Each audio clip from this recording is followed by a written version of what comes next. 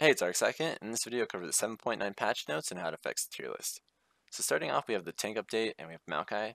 Maokai's been a stable top laner for a while. He's a pretty strong kit. They did nerf his numbers, and some other tanks have become higher priority, like Nautilus and Gragas. So right now we have him at A tier, but let's see what the changes were. Nerfed his health by 32, that's quite a bit, but they upped the health growth stat, but I think the base health is more important. And the health regen is also down, and armor's up just slightly. So this is overall slight nerf to his base stats. For passive, it's no longer a stacking system, but has a cooldown and can be reduced by 4 seconds. And they changed it from maximum health to a flat plus maximum health. And having this flat heal, I think this will be helpful early game. So that's good. They changed his Q from Arcane Smash to Bramble Smash, and relatively the same. Cast time's down slightly. That's good, and knockback changed a little, and the slows changed to more of like a root, but only for a very short period of time. So yeah, overall not too bad. For Twisted Advance, change the mana, it's down early, that's good. And change damage from just percent health, from percent health to base health plus 0.4 AP. And the root duration's down, but by 0.6 at max rank. I think that's a big deal. Normally late game is where Maokai really shines. But it won't it won't hurt his gank setup early game. But I still think it's overall probably a nerf. For Sapling Toss, cooldown's down at all ranks. Same at level 1. But cooldown's down. Sapling duration, however, is cut in half at max rank. But I still think the saplings are the most important early game. Yeah, so I don't think it would be too big of a deal. And then damage was changed. Base is down quite a bit, but then it has a percent health. And the slow was changed from 50 for 1 second to 35% for 2 seconds. And you can also have saplings now. So not bad there. Nature's Graphs. So before Maokai's ultimate was pretty core to really boost your team stats in a team fight. It was pretty useful. Now they've changed it to Wall of Brambles, 100 mana. Damage isn't too bad. AP ratio 2, but won't be building too much AP. The thing that, the root's pretty low early. Has a low root duration. And I don't think this is going to help Maokai survive dives as well as his old ultimate if he's just laning top lane. So overall, I think this is probably a decent nerf overall. I think all these changes don't really boost his kit compared to the kit he had previously. So overall, I think it's probably a nerf. I don't know if he's going to be B tier. Probably still around at A. But now we're moving on to Sejuani. Sejuani's getting quite a few changes.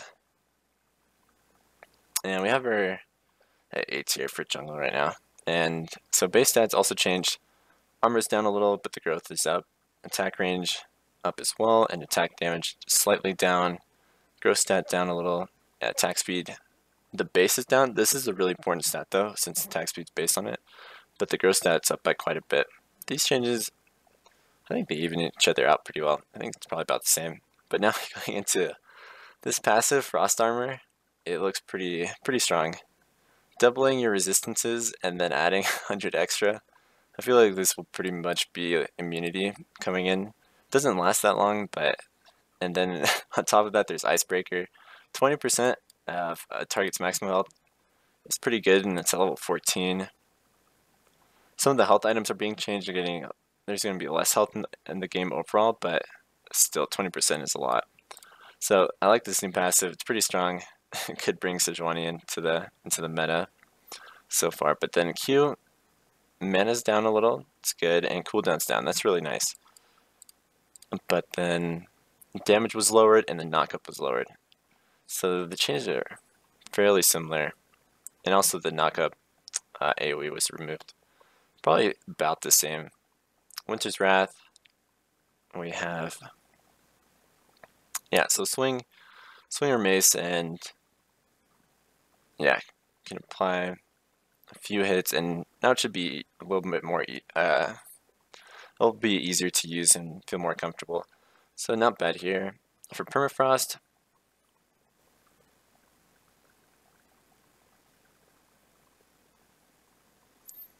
I think this is really big. 2 seconds stun at max rank's really useful. Damage isn't that high, but having that stun's really useful. It's a lot of utility coming in from her kit.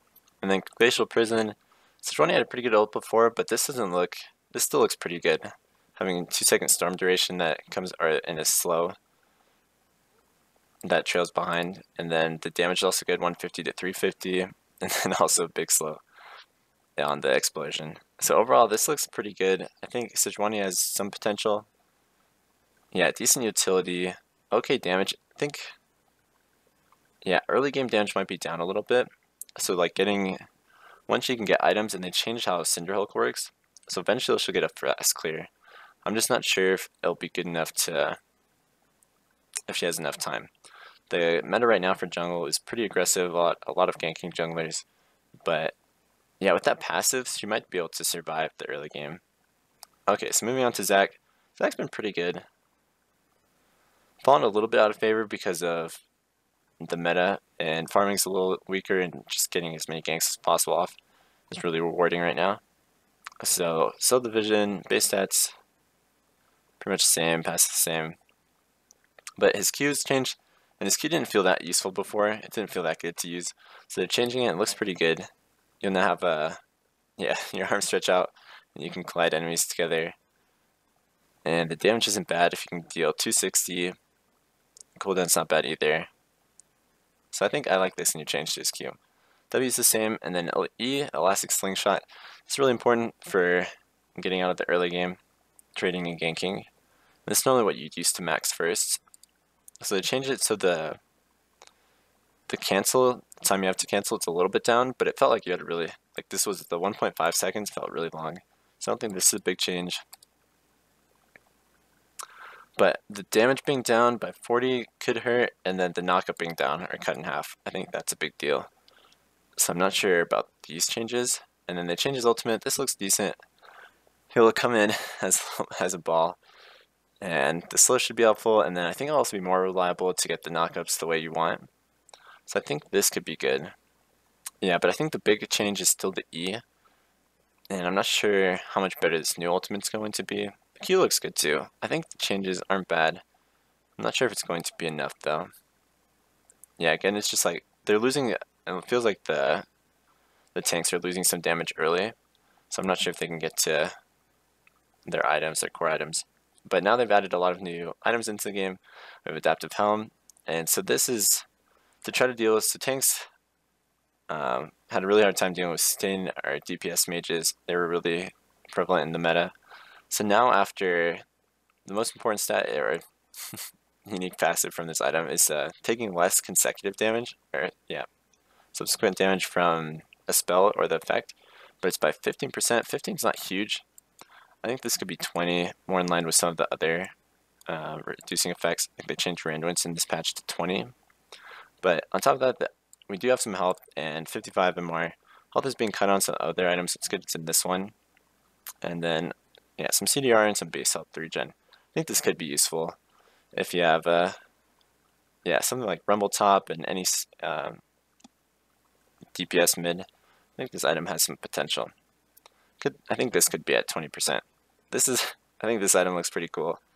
Since they changed GA, and it's a cheap cost, 40 armor, 40 MR.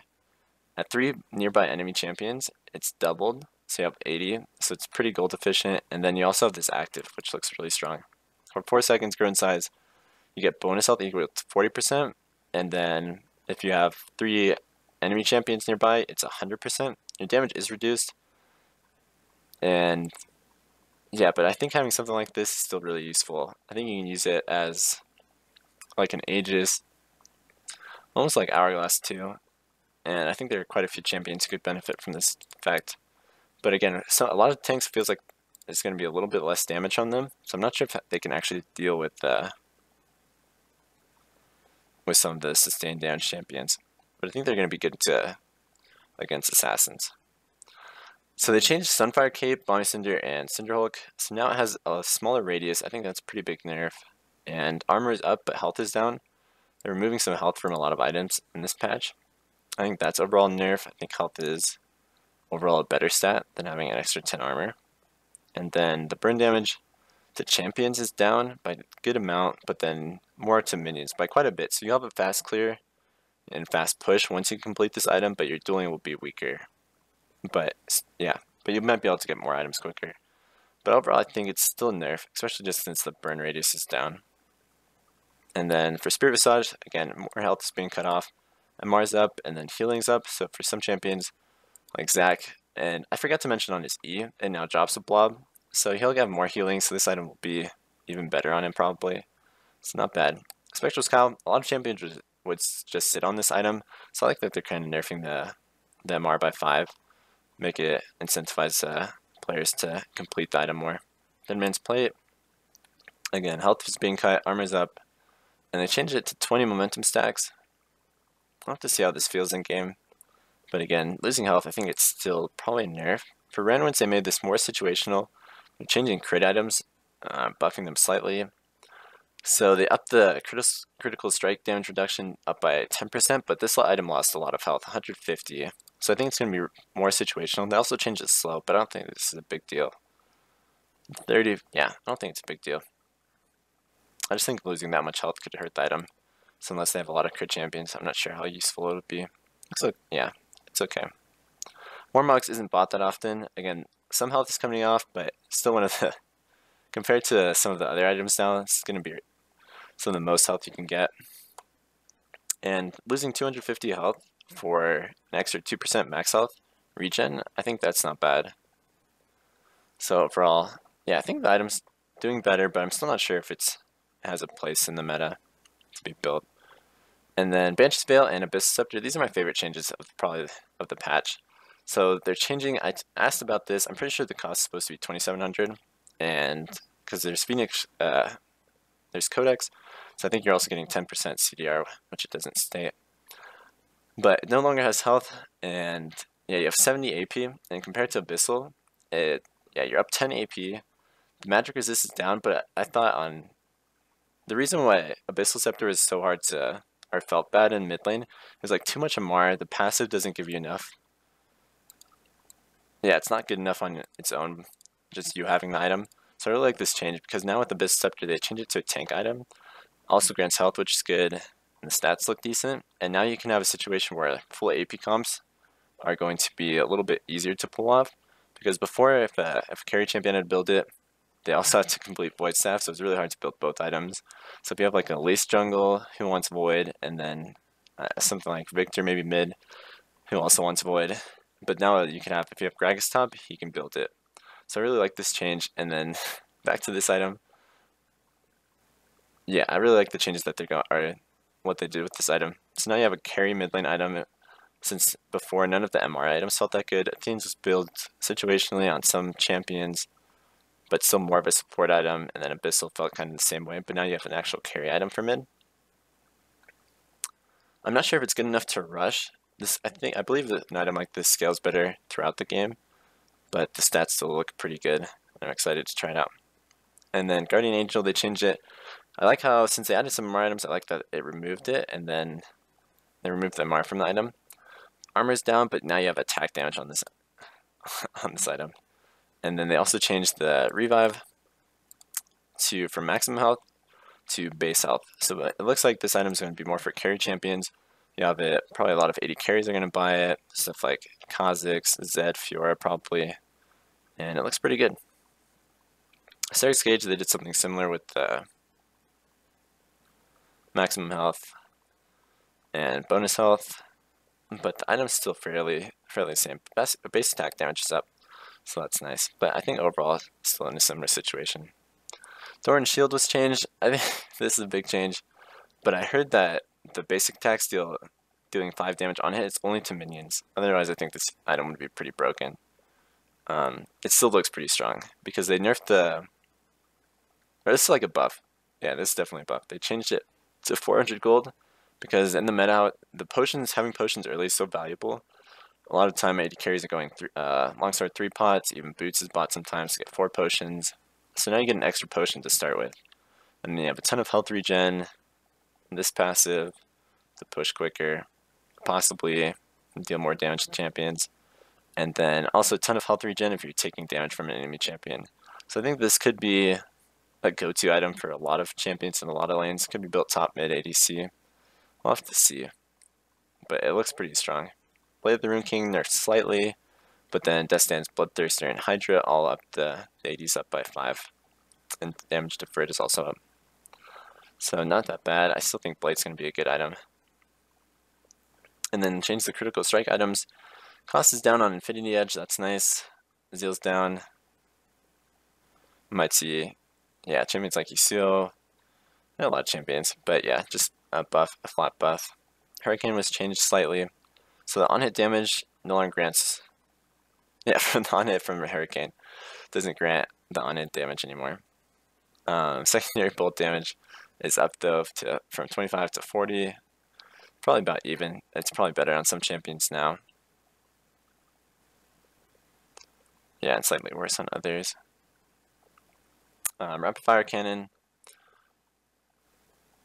Cost is about, yeah, cost is the same. Damage to champions down slightly, but it becomes energized faster. Yeah, overall 25% faster, but you're losing 40 damage. Probably depends again on the champion a little bit. Yeah, I think these two changes are about even though. I don't think it changes too much. I think the same champions will probably buy the items. Besides, like maybe Kale. Not sure how that will affect, like a change like this will affect Kale. Static Shiv though is buffed. The damage is up by 40. That's quite a bit. Yeah, with IE and Static Shiv being buffed, we'll have to see where Yasuo falls into the meta. There's a good chance he might get buffed up. Right now we have him at A tier, but yeah, I could even see him going up to S now. Phantom Dancer is being built decent amount. Gold's up slightly. Yeah, by 50. Still the same item, still good. Last Whisper, they nerfed the bonus armor and there's more armor in the game, but I still think it's a good item and it's pretty efficient. Now it's more in line with Void Staff. And to compensate, the gold is down and the damage amp is up. Mortal Reminder, I think it's probably built more, so they didn't change the healing reduction, but the gold was also cut by 100. Black Cleaver is, they nerfed the armor shred per stack by 1%, going, so you'll lose 6 at max stacks.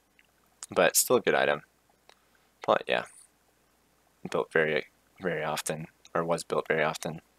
So I gave some of the support items quests now.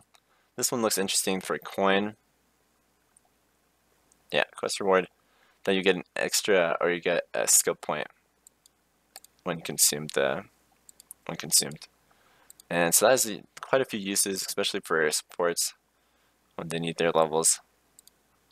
So see, I'm not sure. Yeah, I'm not sure how good it'll be in solo queue. The one I think I'm interested in to see how it performs in solo queue, because I've seen, or the support meta is pretty filled with AP supports. Zyra and Malzahar are still being played a good amount, and now they're gaining some movement speed.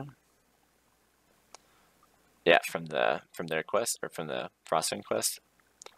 So now you get, yeah, a short burst. It depends how short, but I think this has some potential. I think movement speed is one of the best stats in the game, so this has some potential. And then Relic Shield, you can gain a shield, but it's out of combat, so a little less useful. So I think it's probably the weakest one, but we'll have to see if this is actually how short this movement speed burst is. But overall, I think it's a cool change. Oh, some clarity for the visual. Yeah, some visual clarity. So now you have the CC is displayed over the champion. And with game stats, this is cool. And you can also get some item feedback, death and spell attribution, and then active item. Okay, so now to Rift-Tailed. All these are pretty nice, but yeah, for Rift-Tailed, this is a big change. So it spawns same, attack damage is down, attack speed down too. So overall, yeah, I think they just made this easier to take. Less gold, but then, yeah, once you actually have this buff, I'm not quite sure what the most efficient way to use it is. I have a feeling it's solo queue. Mid tower is worth the most. There's a good chance you're sending it there, but I'm not sure. You can use it to pressure a side lane. We'll have to see how this plays out and how big of a priority this actually is. Okay, and then this is a huge change. Magic resist per level change. So normally how the game worked, most ranged champions would have 30 base MR and gain no MR per level. So now they adjusted it for most champions. There's some melee champions. I think the biggest change, are the biggest winner from this change is probably Cassidy. He's already a top tier champion. We moved him up to our #1 ban. I think there's a good chance he will be, especially with this change. And some other ones I think are important are like some of the supports who normally don't have the gold to build MR, like Zyra, Brand. I think Malzar's in here, yeah. And yeah, Malzar, Brand. I think it'll affect them a lot because they weren't able to normally fit into their build. They just built Frost or Spell Thieves and like Landries, Rallies. So they'd pretty much never get that extra MR. And it's only 9 at max level, but I still think that makes a big difference. Graves, they changed his combo, the animation cancel. But yeah, it's kind of hard to pull off. I don't know if it had to be removed, but it shouldn't change too much. Renekton, some bug fixes. Rise, I think this bug fix is pretty important. The spell flux now spreading if a target dies. That's big. Fizz and Shen got a change where empowered attacks no longer count as spell hits. Not a big deal. Trying to Poacher's Dirk, never really used. Trying to make it cheaper, which I think probably the right direction, but probably still not good enough to probably slow you down too much. And then more bug fixes and some cool skins are coming and some cool chromas. But I think that covers it. So thank you so much for watching.